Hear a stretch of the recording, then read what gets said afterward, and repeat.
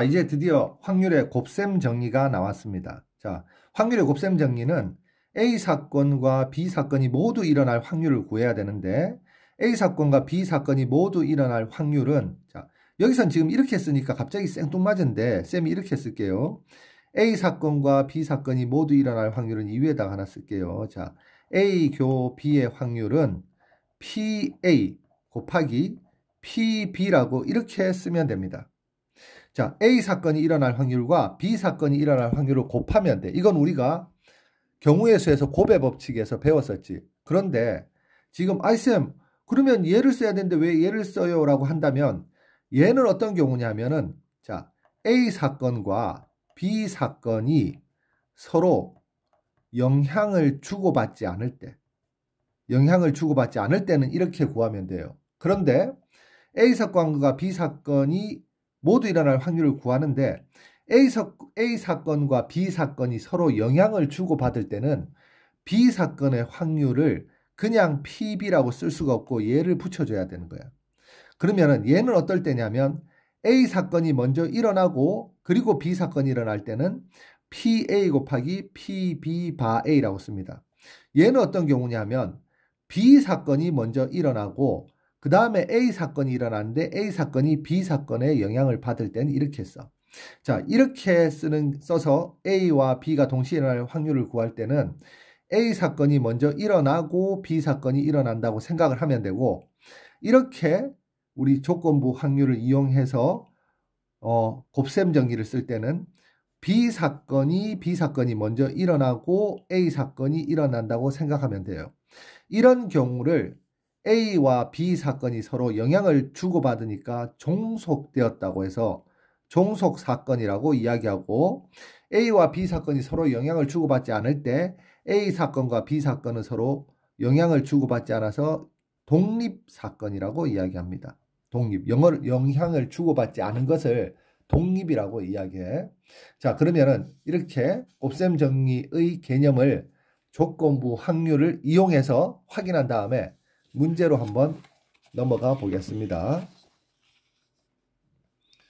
자, 3번 문제를 한번 풀어보겠습니다. 자, 흰 공 5개, 검은 공 3개가 들어있는 주머니에서 임의로 한 개씩 2번을 꺼낼 때 2번 모두 흰 공이 나올 확률을 구하시오 라고 했어요. 자, 그러면 우리가 지금 구해야 되는 확률은 자, 흰 공 1이라고 할게요. 흰 공 1은 첫 번째에 흰 공을 뽑을 확률, 그리고 흰 공 2라고 할게요. 두 번째에도 흰 공을 뽑을 확률을 구해야 돼요. 자, 그랬을 때 자, 여기 꺼낸 공은 다시 넣지 않는다. 얘가 굉장히 중요한 이야기입니다. 왜냐하면 꺼낸 공을 다시 넣으면 두 번째 공을 꺼낼 때 첫 번째 흰 공을 꺼냈든지 검은 공을 꺼냈든지 영향을 안 받아요. 꺼낸 공을 다시 넣으면. 그런데 꺼낸 공을 다시 넣지 않을 때는 두 번째 뽑을 때 첫 번째 흰 공이 뽑았을 때는 흰 공이 하나 부족할 거고 첫 번째 검은 공을 뽑았으면은 흰 공의 개수가 첫 번째나 두 번째나 변함이 없잖아. 그래서 이 첫 번째 꺼낸 공을 다시 넣냐 안 넣냐가 바로 첫 번째 꺼내는 사건과 두 번째 꺼내는 사건이 서로 독립이냐 종속이냐를 결정짓는 요인이 되는 거야. 얘는 꺼낸 공을 다시 넣지 않기 때문에 두 번째 사건을 B 사건이라고 했을 때 B 사건이 바로 A 사건에 종속된다는 이야기예요. 자, 이 개념을 좀 생각을 해야 돼. 자, 그러면 얘 같은 경우는 자, 어떻게 하냐면은 첫 번째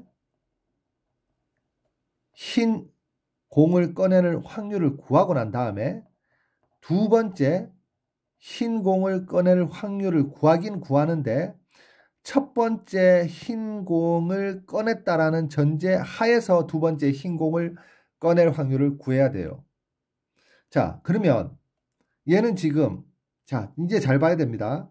흰 공을 꺼낼 확률은 흰 공이 5개, 검은 공이 3개니까 전체 공 8개 중에서 5개를 흰 공이니까 8분의 5라고 쓰면 돼요. 자, 그리고 얘를 이제 구해야 되잖아. 얘를 구해야 되는데 자, 잘 보세요. 얘를 구해야 되니까 아까 전에 우리가 뭘 배웠냐면 자,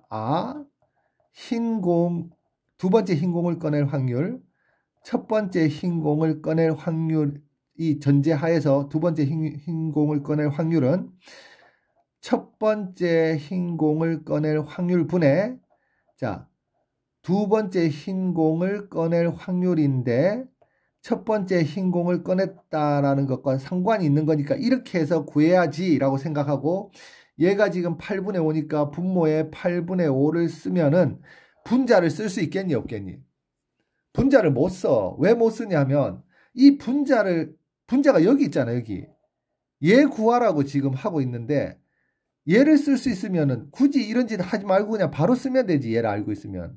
그러니까 쌤이 아까 이야기한 게 어떤 문제에서는 바로 조건부 확률을 바로 구할 수 있어서 바로 A와 B가 모두 일어날 확률을 구하라고 문제를 내고, 어떤 문제에서는 조건부 확률을 구할 수가 없고 A와 B를 모두 구할 수 있는 그런 문제에서는 바로 조건부 확률을 구하라는 문제예요. 그러면 이 조건부 확률, 흰 공이 하나 뽑혔다라는 전제하에서 두 번째 흰 공이 뽑힐 확률은, 자, 얘는 논리적으로 생각해야 돼. 공이 처음에 8개가 있었지. 그런데 흰 공 하나가 뽑혔어요. 그럼 남은 공이 몇 개니? 남은 공이 7개예요. 자, 7개 중에서 흰 공이 몇 개가 남아있니? 흰 공이 하나 뽑혔으니까 4개가 남아있죠. 이렇게 논리적으로 두 번째 흰 공을 뽑을 확률을 쓰는 겁니다. 그럼 얘하고 얘가 약분돼서 2가 되고 1이 돼서 14분의 5가 바로 정답입니다.